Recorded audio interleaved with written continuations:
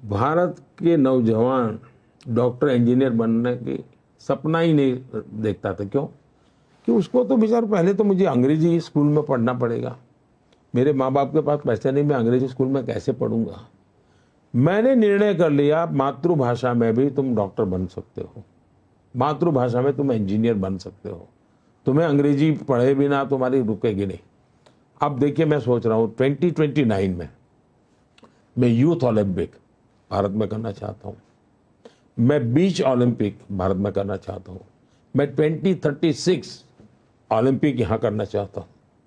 ये चीज़ें कोई शोकेस नहीं है जी, मेरे देश के मिजाज को बदल दे। G20 साहब 8वीं कक्षा का बच्चा स्कूल में बोलता था G20 जी बिल्कुल, जबकि पहले लोगों को पता नहीं था G20।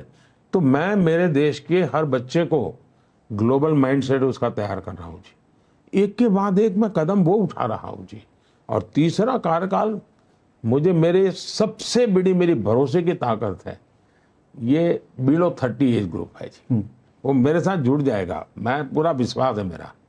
मैं मेरे देश से 20 to 30 वाला जो एज ग्रुप है ना, वही मेरे देश को आगे स्पीड मेरी बढ़ाने वाला है। दिख भी रहा था। और दूसरा माताएं बहनें, माताओं बहनों का जो रोल है वो पिछली शताब्दी में जो इतना हुआ है उससे सैकड़ों गुना बढ़ जाएगा जी।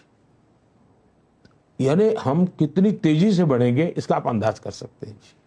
प्रधानमंत्री जी, जब आप प्रधानमंत्री बने थे पहली बार, तब सबने कहा था कि एक्सपीरियंस नरेंद्र मोदी जी की है गवर्नेंस में, जो आपको शुभचिंतक है, जो आपके क्रिटिक है, सब मानते थे, मगर कह रहे थे कि विदेश नीति ये समझ नहीं पाएंगे, ये बहुत कॉम्प्लेक्स मामला है, डिप्लोमेसी इन्होंने की नहीं है, जबकि आप कर चुके थे। मुझे याद है जब आप गए थे मुख्यमंत्री होकर, आप चाइना गए थे, एक बार आपसे बातचीत भी हुई थी उस समय। प्रधानमंत्री जी, आने वाले दिनों में ये और कॉम्प्लेक्स हो सकता है, क्योंकि 3 से 5, 5 से 10 ट्रिलियन, 10 से 15 ट्रिलियन ये जल्दी होगा और हम एक ग्लोबल कंपटीटर बन जाएंगे।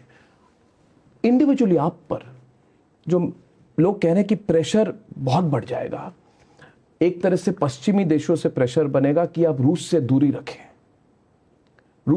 रखें, और एक तरह से चाइना से भी प्रेशर बनेगा क्योंकि इकोनॉमिक कंपटीशन और बढ़ जाएगी। तो कोल्ड वॉर 2.0 एक आने वाला है, जिसमें भारत भी एक तरह से एक प्लेयर बन जाएगा। इसमें क्या नॉन अलाइनमेंट 2.0 वाली पॉलिसी चलेगी?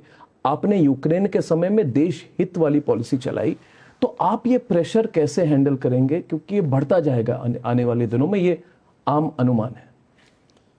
एक तो मेरा जो विदेश फिकर विषय का जो अनुभव है, एक घटना अटल जी के जो पर्सनल सेक्रेटरी थे